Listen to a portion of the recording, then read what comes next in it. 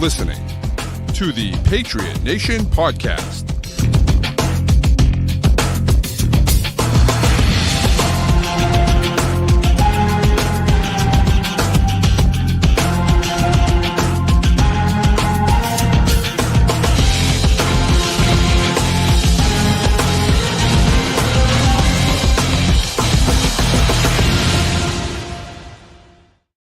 All right, welcome into another edition of the Patriot Nation Podcast. As always, your guy Pat Lane here with my man Matt St. Jean, and we've been off for a week, so we're back. And thanks for joining us again, Matt. How was your vacation?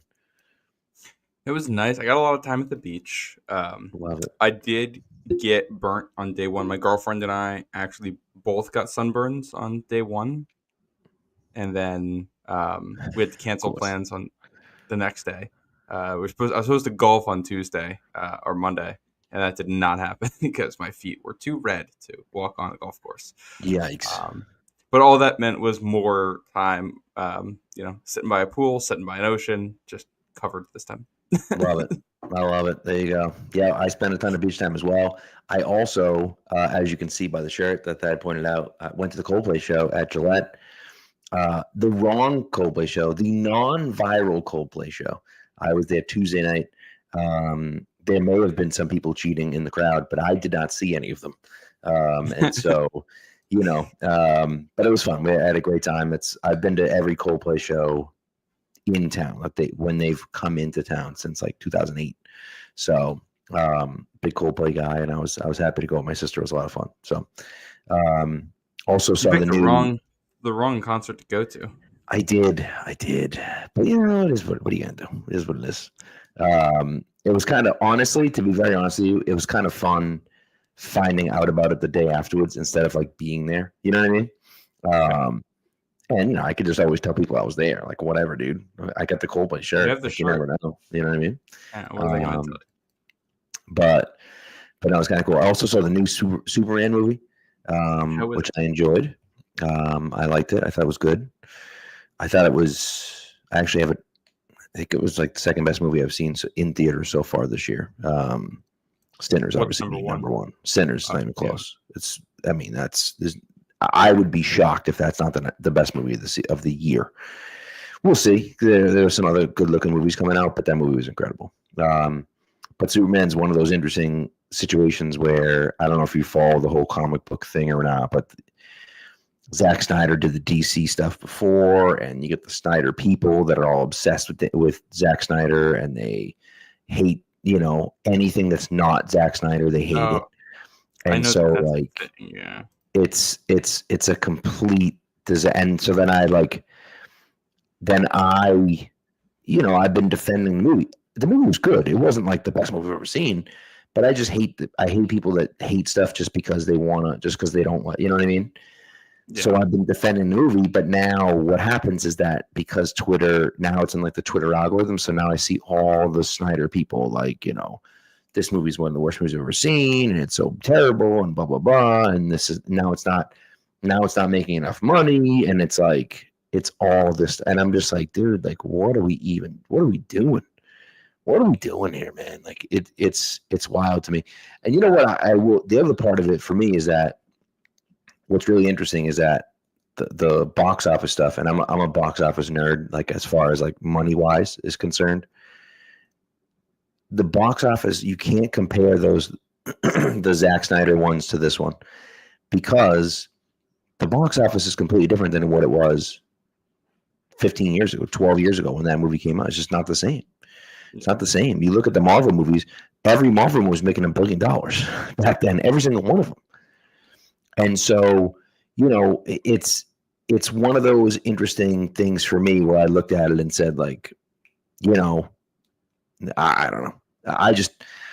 I'm not a look at the Marvel movies that are coming out now. They're not successful because the box office is very different than what it was. So anyways, it's a whole thing, but I've just been like, it's been driving me crazy, dude. And so then people are in my mentions talking about it. I'm like, all right, this is just, what am I doing here? So anyways, off of the Superman box office, the box office is my mathematical brain that loves the idea of the box office, and so that's kind of where it comes from, you know. Fair enough. So, anyways, that's not what we're here for tonight, though. We are trying to predict the 53-man roster. We're not going to get all 53 right, but we're going to get. I mean, the one of those nice things, right, is that one of those nice things for me, at least, is that I think we have the majority. Like, this one's a pretty easy roster projection. We talked about this kind of before. This one's a fairly simple roster projection for me, at least. We think. You would think. There's some. Right there's now, obviously the fringe stuff is the fringe stuff, right? But like, for the most part, we have a pretty good idea who's going to be on the roster, you know, and that makes things kind of easy. Yeah, no, it definitely does. I think both of us had a simpler time putting this together than either of us expected. You know, I agree. Yeah, I was saying to Matt earlier. I like just did it without really looking at the numbers. I just did it out, and I came up with 54. And so then I was like, I'll just choose two guys to be the final two. And it makes sense that those two are the final two guys. And then, you know, we'll see what happens. I'm curious to see what our rosters look like because we didn't talk about it and we did it separately. So we'll see. Yeah, I'm ready to get into this if you are. Let's get into it. Let's start at the quarterback position. We're going to start on offense. So the way it will work, we'll start on offense, go to an ad break, and then we'll go into the defense. Offensive, we start a quarterback, and I have Drake May and Josh Dobbs. I feel like that's pretty easy. I'm assuming you have the same. I don't know if you have them keeping a third QB or not. I mean, obviously, I've got Ben Woldridge as QB1. You know, who wins the May Dobbs competition? Yeah, backup. That's a great point. Yeah, no, it's May and Dobbs. You know, I think there's a room here for someone off the roster if Dobbs comes out and is just like unplayably bad and they decide to make a move. But I'm going to be shocked if it's anything but May and one veteran backup here. Yeah. And I actually would be surprised if Dobbs was that bad. Dobbs may not be great. I would be as well. But I think he's good enough to at least be your serviceable backup. So definitely. So, all right, you want to start running back? Let's do it. Yeah, running back, the guys on the roster, Ramondre Stevenson, Trevion Henderson, Antonio Gibson, Lan Larison, Terrell Jennings, and Williams, number 49. Anytime you get a running back whose number starts with a 4, that's not a great sign. 44 is okay. Yes. Maybe even 42. I would accept 42. 47, Robert Edwards. Give a shout out there. Yes, good point. I've got them keeping 3. Ramondre Stevenson, Trevion Henderson, Antonio Gibson. Exactly the same for me. I just don't. I know people are pushing for Lan Larison without even seeing Lan Larison. I know people are pushing for Lan Larison, and I think there's a chance that he could be fun. But I just don't. I don't see how they keep anyone other than those 3 guys. Also, Matt is just in the comments, just flaming us for missing all the 40s guys. Robert Edwards, Alvin Kamara, Darren Sproles, Stephen Davis, Alfred Morris. You're right, Matt. You're right. What I will say here is this: a lot of the guys you're mentioning are guys who were like not expected to be good at least one point in their career. It's a fair point. Yeah. Robert Edwards was a first-round pick, I believe. He was. But like Alvin Kamara's a high pick. I don't remember Stephen Davis was taken. Alfred Morris was a late-round guy, I'm pretty sure. Darren Sproles. Alfred Morris, I think, was like a 6th, 7th-round pick, yeah. The law firm, yeah. Undrafted, TJ Duckett. Oh, my Lord, TJ Duckett. I think Michigan State. I think it was Michigan State TJ Duckett. I'm not sure. Anyways. I've no idea. He was a fat back from he was a fat back. He was awesome. I love TJ Duckett. Did you have a fullback spot here? I did. I've got one fullback. I did as well. And I'm assuming we have the same as with Brock Lampy. Yes. Yeah. So we'll see. I don't know if that's going to happen or not. It could be another guy because we haven't seen fullback yet, and fullback is impossible to predict until we actually start hitting. But I think Lampy makes sense there. Yeah. All right. So, wide receiver. You want to list? You can list off. Why don't you list off the guys that are on the roster right now, and then we'll kind of go from there. Yeah, on the roster, Stephon Diggs, Mac Hollins, Pop Douglas, Kayshon Boutte, Kendrick Bourne, Kyle Williams, Jalen Polk, Javon Baker, Evan Chisholm. Who's the web on this roster? I only have last names listed in front of me. So Yeah, it's like it's one of those weird. The heck's his name? News flash. I do not have him making the Patriots roster. Yeah, right. Yeah, I don't even know why we're actually even going through it, but let's see, who is it? It's not Ralph. They It's got John definitely not Giles Ralph Webb. and Demir Blank. Jeremiah Webb. Yeah, who is starting the year on, I believe, the non-football injury list. Yeah. Mac Hollins starting on the pup list here. Yeah. Those are the guys on the roster. If we're playing the number game, Webb and Blankumsey here wearing 29 and 30. There you go. Yeah. Yeesh. That's 30 for a receiver is just, what are we doing, dude? That's pretty bad. Yeah. Yeah. Who do you have making it from this group? So for my list, I actually had them keeping 6.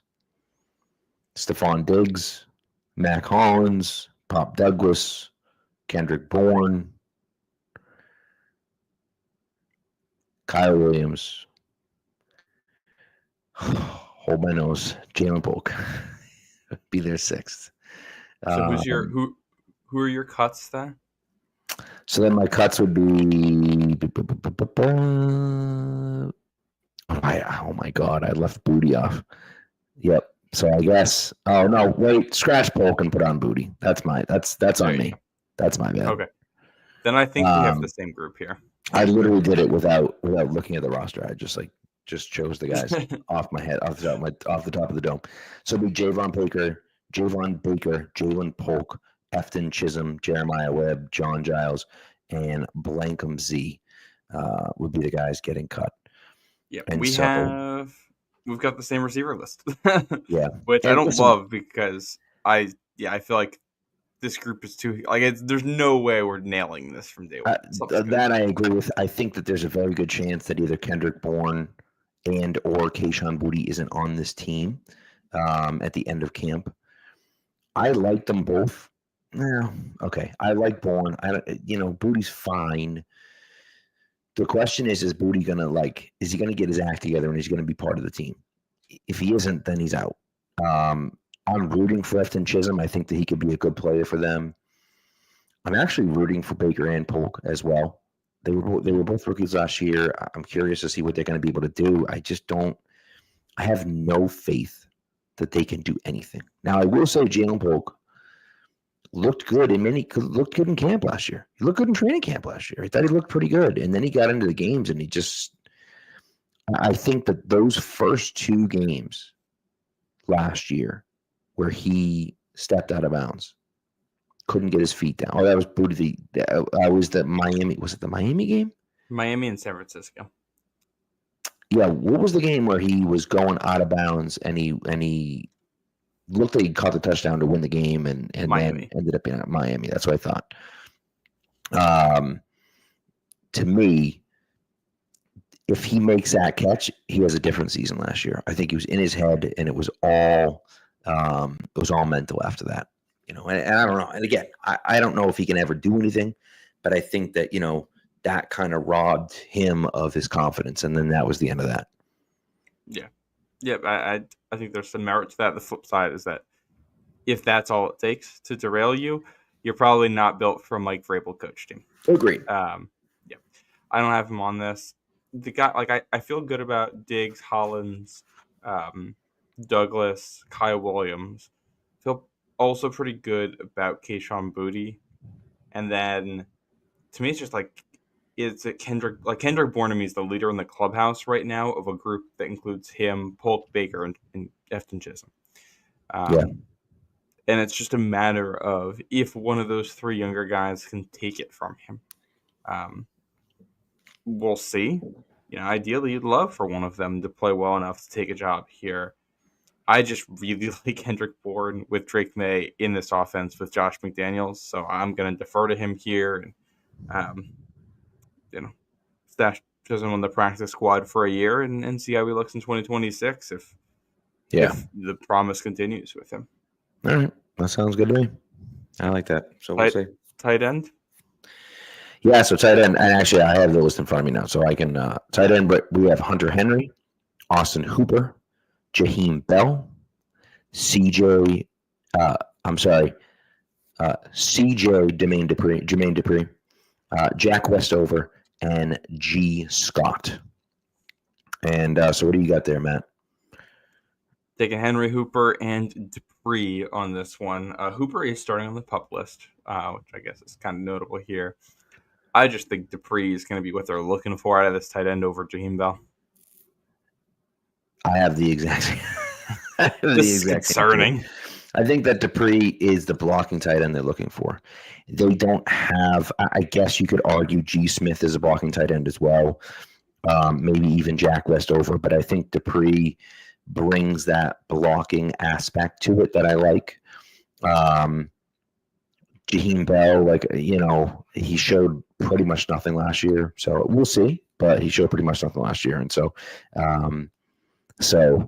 I just don't think it makes sense for him to be on the team unless he makes it as a fullback. I think his best shot is to make it as a fullback over Lampy somehow. I 100% agree there. So, yeah, I just don't think. See. They right now it just looks like one fullback. I agree. Yeah, that I agree. He'd have to beat out Lampy to get there, and I'm not sure. So, all right, tackle. I split. Now I don't know how you did it. I split it into tackle, guard, and center. Is that how you did it? I did tackle and then just interior offense. Interior. All right, that's fine. So at tackle, we have Will Campbell, Vidarian Lowe, Marcus Bryant, Yasir Durant, Morgan Moses, Caden Wallace, and DeMontre Jacobs. Yikes. Okay. What do you got? What do you got there, Matt? I mean, Campbell and Moses are locks. And I'm just taking Vidarian Lowe and Caden Wallace is my next two. You don't love it, but hopefully you're able to get something out of them. Montre Jacobs, not a good player last year. No. Marcus Bryant is a late round pick. Maybe he turns into something. And then Yasir Durant, he's bounced around the league for a while. I think he's just end of the roster filler in case someone gets hurt, which I will say, Vidarian Lowe starting on the PUP list. So that backup left tackle job right away, I think, is going to be very interesting if Lowe stays out. That's the big question, right, is how long is Lowe going to be out, number one? And number two, what do the guys look like that are behind him that get that opportunity? Does Marcus Bryant get more looks at left tackle too because Vidarian Lowe starts the season on the PUP list? And if that's the case, does he look good enough for the Patriots to say, you know what, we're comfortable taking this kid? I think we'll see. I think he has the best chance of being the fourth tackle. I think for me, it's Campbell, Wallace, Moses are locks. Unless Wallace really regresses from last year. I thought he showed a little bit of promise when he played last year. Not a ton, but enough to say, all right, we're going to hold on to this guy and see what he can become. If he takes a big step back this year, then I can see them moving on from him. But I think if he's playing specifically right tackle, you feel okay about him being your third or fourth tackle. Then the question becomes, who's that fourth guy? To me, right now on the roster, Vidarian Lowe makes the most sense. And so that's what I have on my projection. But I could see Marcus Bryant stepping in and being that guy if he can play well enough, with the backups. I could also see none of those guys playing well enough and them having to go out and get a guy to be that fourth tackle. And again, you're not necessarily trading for someone, but maybe you're trading someone end of the roster player. Maybe you're doing something like Jalen Polk or Javon Baker for a tackle that didn't work on another team, but you think has some potential for your team. I think that's a chance where it's you're not getting a starter, but you're getting a guy that's going to actually make the roster as opposed to a guy for a guy you're just going to cut. And I think that there's at least a chance that happens. Look at the left tackle position right now, and like Caden Wallace played one game at left tackle last year, on the road against a good front seven on short rest, but he was horrendous. DeMontre Jacobs is even worse at left tackle than that. Yeah. Marcus Bryant's a guy I saw, like he played left tackle in college, and they're probably going to put him there as your third string left tackle in the NFL. If he's going to make it a tackle in the NFL, I feel like it's going to be a right tackle. He's just not that mobile. And then Yasir Durant, he's been in the NFL for a while, bouncing around. He's never played a snap at left tackle. He's only ever played on the right side. Correct. So, I feel like Vidarian Lowe is in a very good spot to win this backup left tackle job because there's literally no other body in the room who has played it at a backup level. Right. Vidarian Lowe's not good, but he has played left tackle at a backup level. Everyone else is even worse than that. So, agreed.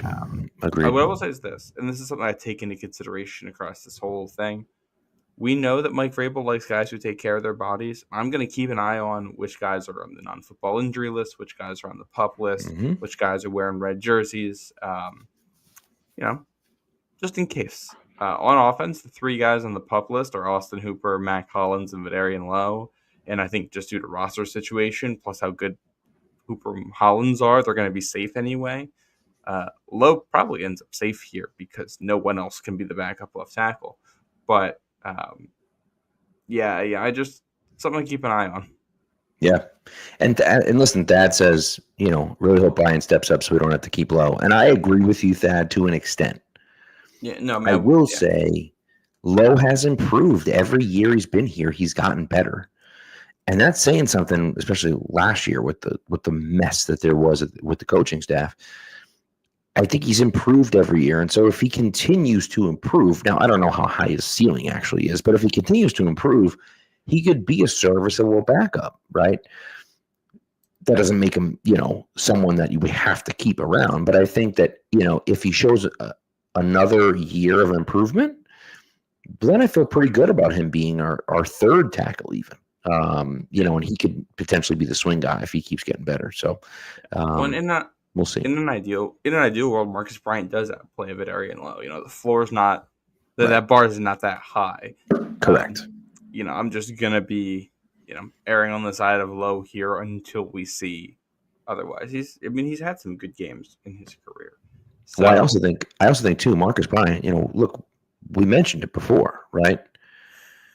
They brought him in to play left tackle. They could have switched.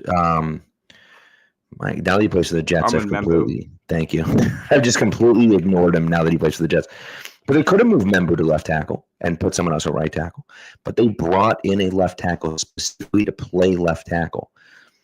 And, so maybe that shows that he is a little bit better than we expect. I don't know if it actually does or not, but, who knows?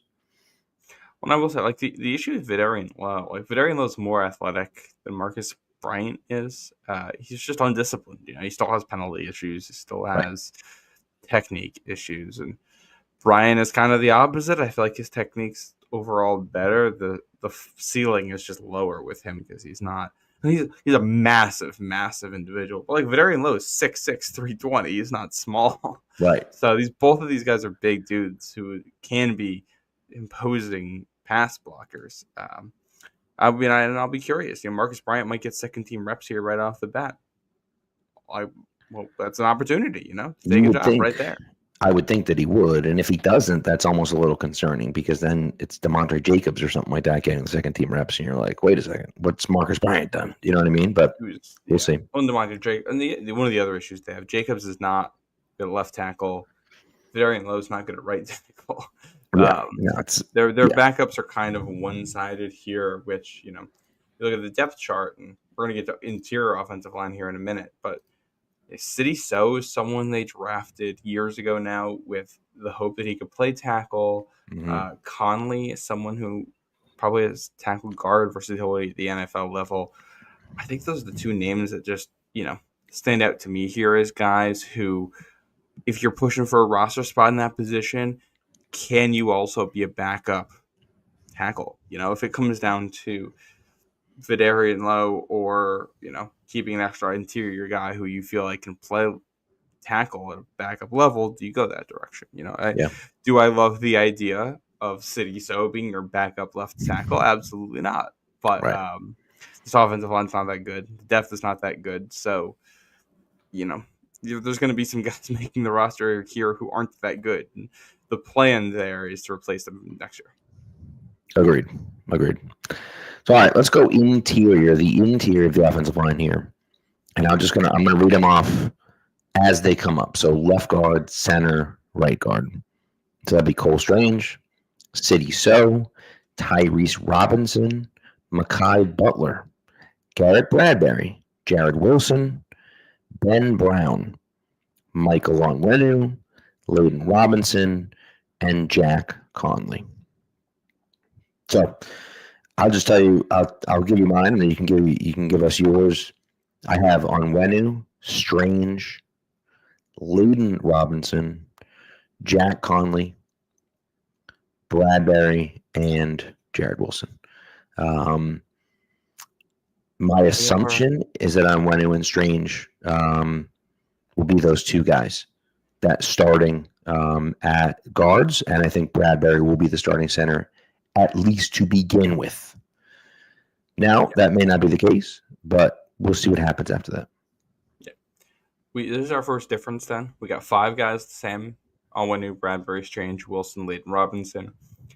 I'm taking City So here only because there have been some reports of him getting a little bit more opportunity with this group. And you also add on, he was a guy who was always a developmental prospect with his background, and just another year in the league, maybe he takes a little bit of a jump. This is a position, though, where I think you get down the depth chart, and it's like, man, Layden Robinson wasn't that good last year. City So wasn't good. Ben Brown is like backup level center. Tyrese Robinson is a body who has played in the NFL before. And you got 2 undrafted guys who are total unknowns. And I like Conley. I like the idea of putting him on there because I think there's a real opportunity for an undrafted guy to win a job here. Yeah. I do also think there's a world here where they end up cutting the offensive line down and making some moves at cut down day because I don't love it's City So was a guy. It's like I was at 52 guys on the roster, and it's like, all right, I guess I'll put So on. Right. Well, listen, I think there are 3 guys that are locks for the interior, assuming everyone's healthy. Cole Strange, Mike Onwenu, and Jared Wilson. Those are your 3 roster locks, right, in the interior of the offensive line. I think Garrett Bradbury is going to win the job over Jared Wilson. But if he doesn't, there's a world where he's gone, and he doesn't stay. So now he's out because he doesn't have position flexibility. All right, well, do they like Layden Robinson enough to keep him? Do they like Jack Conley enough to keep him? Maybe not. Maybe they keep 4 or 5 offensive linemen at cut down day, like you say, and then, they wind up signing a guy or trading for a guy or whatever the case may be. And so, there's just not a lot of good players on the interior of the offensive line. And, we have Bradbury for now. Whether he needs to make the roster or not is a question, right? It depends on how good Jared Wilson is right off the bat. And it depends on how good he is off the bat, too. If he shows that he's a good enough player that, maybe Jared Wilson plays left guard. Who knows? But I'm not sure exactly how it'll play out. But for me, at least, I had those 6. I know you had 6 as well. With replacing Conley with So, and I think that makes a ton of sense. We'll see what happens with City So, but I'm kind of down there with both of that. So, Mr. Chapman here asked a question about the scar techniques. He did make a cameo on episode 2 of Forged in Foxborough, which was awesome, by the way. If you haven't seen it, go out and watch that. I don't know if the techniques necessarily will be the same. It would probably be close because you're back to a McDaniels offense. Yeah. But I think that they've made it pretty clear they want him around the team. He's not going to be a coach on the team, but they want him around the team. He's got great leadership skills. He's a great guy to kind of work through and help players. And so I think, leaning on those old veteran coaches is something very smart that Vrabel can do. It's something that Mayo didn't do last year, and I wish he had done more of that. And so, Scar isn't going to be coaching, but to be able to lean on him for help, I think, is really important. And, obviously he's a great teacher of the game as well. And so any help that he can give, I think, would be great. So yeah. When you look at Marone's a guy he's coached with a whole host of different coaches around, college and the pros. He's only a couple years removed from being with Nick Saban at Alabama, which is going to be, he and Bill Belichick have a connection. It's not going to be the same as what Scar's doing, but there's going to be some overlap there. Yeah. There's also a lot of his own stuff. He was a head coach at one point, getting to decide things too. So, it's not going to be the same. It's going to be Marone's stuff with a lot of influence from his background, plus what McDaniels is telling him to do. Plus, you get 2 assistants on the offensive line who are going to be helping with that stuff too. So it's going to be a mix of all of these things. It's not going to be like it is with Scar, where you just let Scar kind of do his thing and it's going to work out. Yeah, I agree. I'll also say we got a comment here from Jim Reynolds, fan of the show. So is a fit for McDaniels' offense. We'll say he's very, very athletic guard. Very high RAS. To be a bit snarky for just a second, though, none of these guys are a good fit for McDaniels' offense if they continue to play the way that they have. Be a good fit for McDaniels' offense, you typically should be good at football. And that's a great point. There's some guys in the depth chart who've not shown that they can be good players at the NFL level. There's flashes. Yeah. There's talent. Turning that into production is going to be quite a job for these offensive line coaches, and it's where you're hoping that if Bradbury can be decent year one and just be steady in the middle, and you can solidify, left tackle, right guard, right tackle, just be steady for the year, then it gives you a little bit more room at left guard to play around and find someone who can win an opportunity. Absolutely. Yep. Absolutely. So, all right, let's take a quick ad break and then we'll do the defense. This ad break, of course, is for Prize Picks. Prize Picks is the best place to turn your sports knowledge into cash. With millions of members, Prize Picks has made daily fantasy sports accessible to all. Just pick more or less on at least 2 players for a shot to win up to 2,000 times your cash. Run your game all season long on Prize Picks. Now, baseball's going on. Women's basketball is going on. And so what you have to do, get on there and use what is my favorite feature about Prize Picks, which is the combination, the combining of rosters, right? The cross-pollination of rosters, if you will. Choose a baseball guy. Choose a women's basketball girl. Choose someone from esports if you'd like to do that, right? Maybe even grab a golf guy, right? You never know. There's NASCAR going on as well, and so that might be on there as well. So there's all sorts of things that you got, right? Combine everything together. Use that roster, okay? And again, you can win up to 2,000 times your cash if your roster hits. What's better than that, right? So also, as always, they offer Venmo, Apple Pay, MasterCard for quick and easy deposits and withdrawals into and out of your account all season long as well. Don't forget about Tuesdays, Taco Tuesdays. They discount a few players anywhere from 15 to 25%. And on Fridays, they have Flex Fridays. Make sure you opt in, tap the checkbox in your lineup builder to be eligible for the projected play. Choose a squares from any game you want. And if your lineup does not win, you get your net losses back in promo funds up to your promo limit as soon as the lineup settles. It's basically playing for free. That's, what are we doing here? What are you going to do? Download the app Prize Picks, put in the promo code CLNS, get $50 instantly when you play your first $5 lineup. You do not have to win it. You just got to play it. So again, download the Prize Picks app, Put in the promo code CLNS, and you're going to get $50 instantly when you play your first $5 lineup. Prize Picks. Run your game. And as Matt pointed out, Prize Pick, the ad break may have been for Prize Picks, but it was brought to you by walk-off catcher's interference, which is just the Red Sox are inventing new ways to lose. It's just I can't get mad about it. Like, that's so insane. First time since 71, I think. Like, all right, you know what? It was an entertaining game, and I got to see something I've literally never seen before tonight. It's 162 of these things. You can't get mad about one like that. Unbelievable. So, all right, on to the defense. On to the defense. So I'm not sure how you did it. I kind of did defensive line and then edge. And then linebacker. That's kind of how I did it. Yeah, that's how I did it too. We may be a little bit different for who we categorize. Do you just want to say for defensive line and edge together who you kept on your roster? Yeah, sure, because there's 9 million guys. For defensive line and edge together, I have, let's see, 1, 2, 3, 4, 5, 6, 7, 8, 9, 10 guys for defensive line and edge. Okay. I have Christian Barmore, Milton Williams,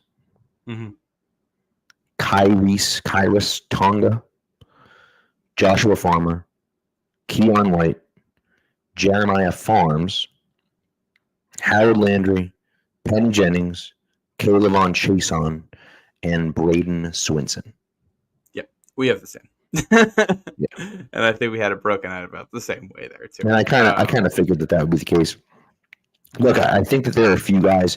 Jaquelin Roy, I think, is a guy that has shown some flashes here and there, right? They just signed the kid David Olajigba. He is a international player. There's a chance that he ends up on the roster as an international guy because he can be the 54th guy on the roster. He doesn't count against the roster. There's a chance that he makes it as well. But I don't see any of the other guys really pushing for a job. I guess it's possible, but I don't see it. Yeah, to me, Roy is interesting. Maybe Ritzy. I think to me the question is going to be does Anthony Jennings make this roster? Because he's not necessarily a scheme fit. I think we get to. I think there's one just one guy in the linebackers group who could conceivably, take that role from him to a degree. So, we'll see what they decide to do. Anthony Jennings to me is a guy. I think he was my 52nd or 51st guy on the roster. He's close. I'm not sure how I'm not sure how he fits. I like him a lot as a player. I think Harold Landry's kind of taken what he does. So, man, I think about if you were to roll out Tonga, Barmore, Landry, and Jennings, you just that's 4 really good run-stopping defensive linemen. And you're not going to rush the passer at all. And that might be true, but in early downs, good luck running. You know what I mean? Well, I do think that they're hoping they're going to have a group that's just better against the pass and the run on early downs than that. With some, which is fair. It's a fair point. So Jennings to me, I do think that he's interesting to me. I think personality-wise, he's exactly what Mike Vrabel looks for. Yeah. In theory, he could play the Harold Landry role. I think he's that body type to be that type of guy. He's not a pass rusher. He's not a very good penetrator. And he's better out of a stand-up stance than a 3 or 4 point. So he's not really a scheme fit. And then you add in, Vrabel doesn't like guys who are injured a lot, and that's something Anthony Jennings has battled, since college. Right. So, he's the kind of guy where if he came out and he got a captainship out of this, because Vrabel just loves his attitude so much, I'd be like, yeah, I get it. And if he gets cut, it'd be, yeah, I get it. Yeah. I mean, listen, everyone knows I'm biased, so I love him. I want him to make the team, but again, in the same vein, I totally understand what you're saying.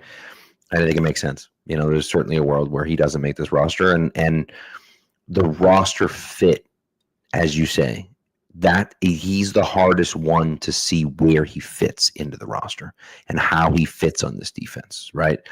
In the locker room, you can see it. Makes a ton of sense. On the field, it's a little bit more difficult, and so we'll see how he plays ultimately. And that's really what it's going to determine, right? Is there a role for him? Are we watching practice saying, oh, he looks pretty good out there. Okay, maybe he does have a role. Who knows? So, so we'll see.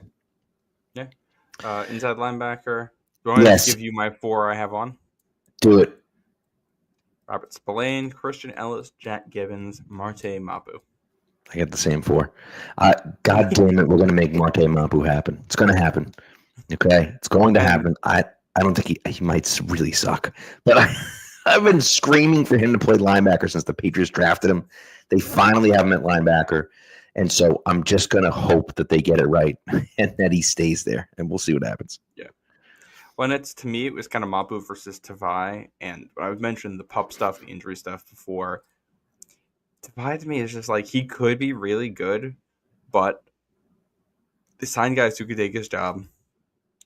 He's on an expensive contract. He's injured.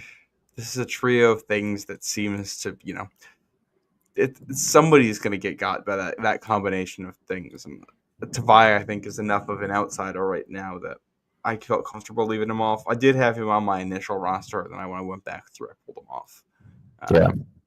To replace him with Mapu. So we'll see. I will say, Monty Rice, I thought he looked okay when he played at the very end of last season, and he played with Vrabel before. The Titans drafted him. So I think he's a sleeper to be like taking one of these spots, especially if Tavai doesn't bounce back and also Mapu can't play linebacker. All right, then maybe Monty Rice starts to get in a conversation. Yeah, that's a fair point. I think Monty Rice is kind of that outside guy. Matt Manito has Cam Riley as his fifth linebacker, so we'll see. We'll see how that goes. Possible. Mm-hmm. And again, we just know so little about these guys and what they're going to look like in this defense. I think Spillane, I'm excited about. I feel like he's going to be the number one guy. Gibbons, I'm excited about. I feel like he's going to be a guy that's going to step up and be good. Christian Ellis, I've liked what I've seen out of him. Different defense, so we'll see what happens. Mapu, I think the upside is good, but who the heck knows? And so a lot of question marks about the linebacking core. But I kind of like where we're headed. So we'll see. Yep. Corner. Yeah, corner. I'll give you my. So this is. I had my 52 and 53 here. 53 and 54 here as well. I'm sorry, is what I meant to say. I think it's pretty obvious. The top 4 here is pretty obvious. Mm-hmm. Gonzo, Davis, Marcus Jones, Alex Austin. That's my top 4. And then for me, the battle for the 53rd spot is I had it at least as Marcellus Dial versus Isaiah Bolden. And really, to me, what's going to come down to is, number one, who's better defensively and who's better special teams wise, right? And if it's close defensively and one or the other is significantly better at special teams, then that guy stays. If it's close special teams wise and one or the other is better defensively, then that guy stays, right? I think that's really going to depend on, and that, at least that's my take on it, is that I feel like, that's kind of that last spot for me. I just have everyone making it. I got 6 corners. There you go. Yeah. Gonzo, Davis, Marcus Jones, Bolden, Austin, Dial. Yeah. I think they all make it because I just think they each bring something different to the table that this coaching staff's gonna like. And like Dial to me is probably the last guy on, but he plays special teams, and I really liked what we saw out of him when he played that last year. He's lengthy, he's physical. I think he brings the attitude they want. I think they're going to have a hard time leaving him off. Like in some ways, I think you could argue the guy most likely to be off the roster of this group is, sorry to say it, Marcus Jones, not because he's the worst player, but because he has trade value. Right. And if you're looking to shore up one of these other spots and you feel good about the depth, like he and Anthony Jennings are guys here where it's like, all right, maybe they see them as good players who aren't scheme fits and say, we're going to ship you off around, second, third week of the free season and see if we can get a left tackle back, or, a third tight end if you're looking for that, or another guard if you're looking for that Right. type of thing. Yeah, it's certainly possible. And that's possible. Yep. And obviously, I would hate that, but I do see it. I get it, right? Jones, the guy that's hurt consistently, is smaller, and plays with the tenacity that they're looking for, and has game-breaking speed. But at a certain point, it's like, if he can't stay on the field, what good is that, right? And so, so we'll see. I will also note here that Carlton Davis is starting on the NFI list. Yeah. So right off the bat, hi. This is becoming a tradition here. Yes, it is. Right off the bat, corner 2 job is going to be open for reps. So this is going to be an amazing opportunity for a lot of guys to battle for spots. Yes. Also, Matt is wondering, Manito is wondering what your cat predicts. I think she just likes Carlton Davis. I think that's what that was. There you go. See? There it is. She likes a physical press man corner. That's her. That's her type. I like that. All right. I like her style. Yeah. All right, safety. What do you got for your safeties? Bro, get out of here. What are you doing? Willow. Hi. You gotta move. All right, I have them keeping 5 safeties. Okay. Kyle Duggar, Jabril Peppers, Jalen Hawkins, Brendan Schooler, and Craig Woodson. Okay. And so this is where I have them keeping one. One who? One extra. Yeah. Marcus Epps. Yeah, Marcus Epps. Yeah, he's the guy that I have them keeping extra. So, I kind of feel like if something barring something crazy, Duggar, Peppers, Schooler, Woodson are locks, and then it's Hawkins and Epps battling for the third safety, free safety role, which maybe Woodson also just takes. Mm-hmm. Leaves Pettis in a tough spot. I think he's a better player than his spot on the depth chart is going to indicate here. He's probably going to end up being like the third or fourth strong safety, and he's a guy who I think could be at least a quality backup for a decent defense. I agree. Yeah, somebody's got to go. At least 2 of these guys, I think, might have to go. Yeah, and I think Epps is a guy they brought in to play free safety. And, maybe Woodson takes that job for him. Maybe Woodson plays a different role. I'm not sure. I can see a situation where they're playing with 3 safeties on the field consistently. If they like what they have with Duggar and Peppers playing close to the line of scrimmage, they could play with 4 safeties. I don't know. So we'll see. But yeah, that's going to be a position that I'm really excited to see. Number one, because I'm excited to see what they do with those guys, right? Duggar and Peppers are just fun to watch. Like, they're just fun players to watch when they're out there on the field. So I'm excited to see how the defense kind of, sends them out there. But then also, we've heard so much good stuff about Craig Woodson, right? Everyone's raved about him since he was drafted. And so let's see what he does on the field once he gets out there. I'm excited to see that. And then the backup guys is like, can someone step up and make a play? Can someone step up and look good? Del Pettis in camp last year looked fantastic, made the roster. Yeah. Like, you know what I mean? And so, can he do that again? Can he outplay Marcus Epps and maybe even Jalen Hawkins into a situation where they say, well, we can't cut this guy. He's too good. And so that'd be interesting to me. So. I do think Craig Woodson is one of the players I'm most interested to watch in camp here, because I do think there's a starting spot to be won potentially in the safety pairing, with how up and down Peppers and particularly Duggar have been. And they seem to like him. I think there was very interesting numbers on him in college. Yeah. And, safety is a tough position to scout, so it's one where you can get steals. And I do wonder if he ends up being that. Quality nickelback is so important. And Woodson was like, I didn't like the pick at the time, and I still question, it's a reach based on the numbers, but there's stuff about his profile I really like. And it's a fascinating one because, and listen, is this some homerism? Of course it is, right? But when they draft a guy and everyone's like, who? Like, we're all like, wait, who's this guy? Mm-hmm. And then, other people you trust, like Daniel Jeremiah, are talking about, he's my favorite player in the entire draft. Like, that's the type of stuff where you're like, okay, well, I missed something. Maybe we just missed it because he doesn't jump off the page and he's not this, like, doesn't have the numbers that everyone wants, but he plays better than that. But then he doesn't put up the stats that everyone wants either. But he just, so it's a really interesting thing. I mean, I go back to a guy like Jaron Harmon, not that he's this player, but I go back to a guy like Jaron Harmon who, like, Harmon never put up the big stats.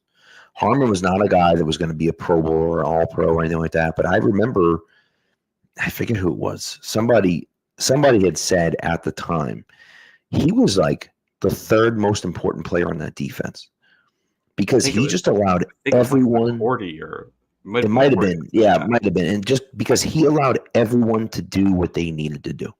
We knew that he was going to do his job, and that was set. And then everyone else could do what they needed to do.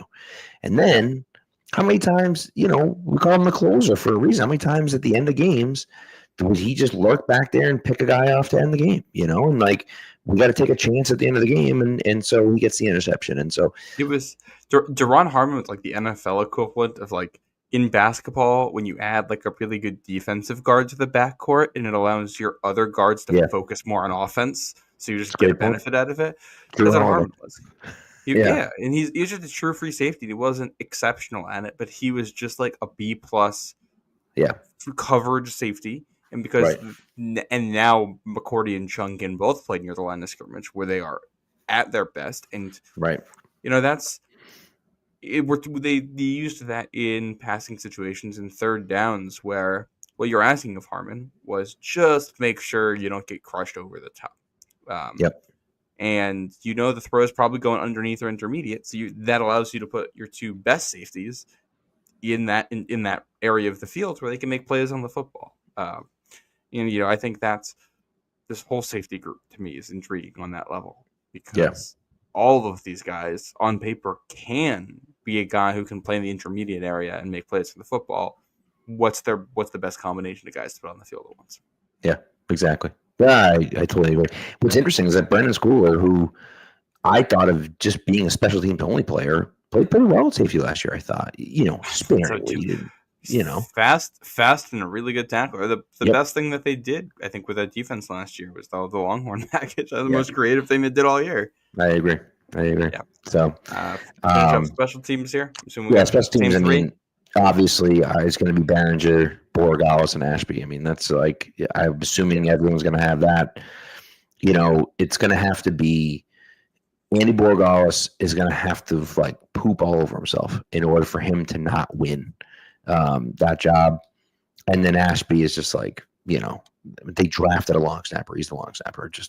That's the way it's going to be. So, yeah.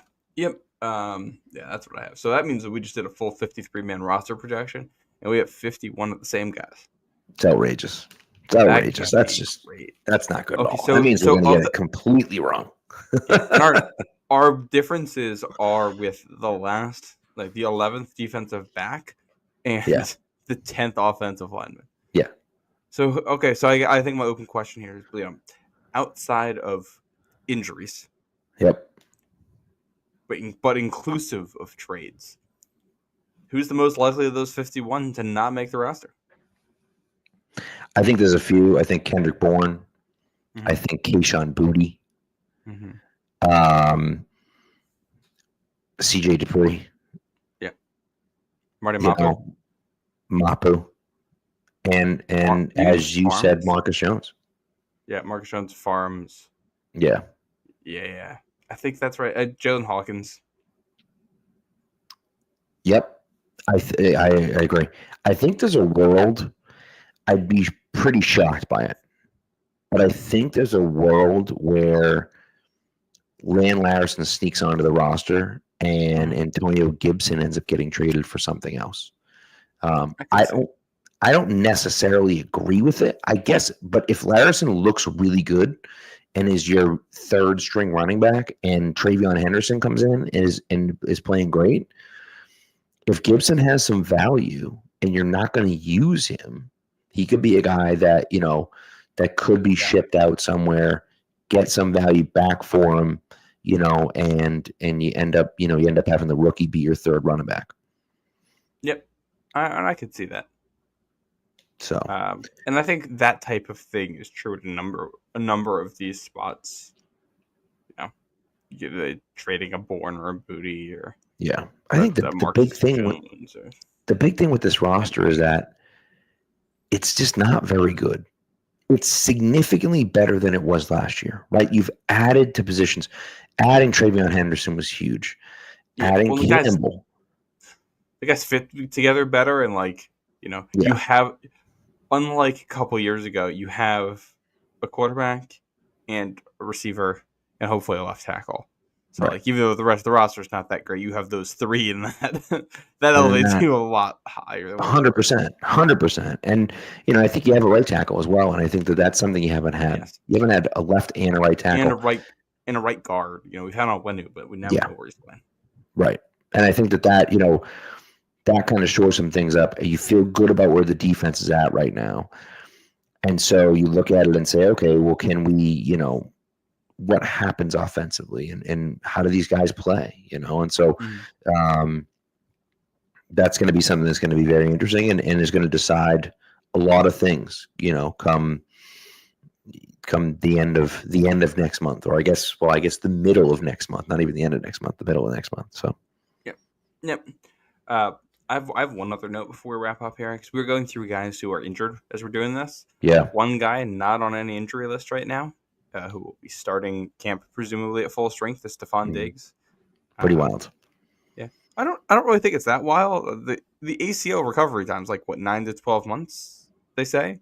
Yeah. For football players, I think we're at around 9 months right now. So the early end of the timeline, it's still very much within the normal range for these injuries. And it's how good is he? I don't think we're gonna know. I think the range of outcomes for Stephon Diggs is anywhere from a low end wide receiver 1 to a high end wide receiver 3, depending on how good he, where his athleticism is when he comes back. And I think you expect it to change throughout the year too. He should be a different guy in December. He should have regained a little bit more of his explosiveness by then than he will have in July. He'll be more than a year removed by the end of the season from the injury.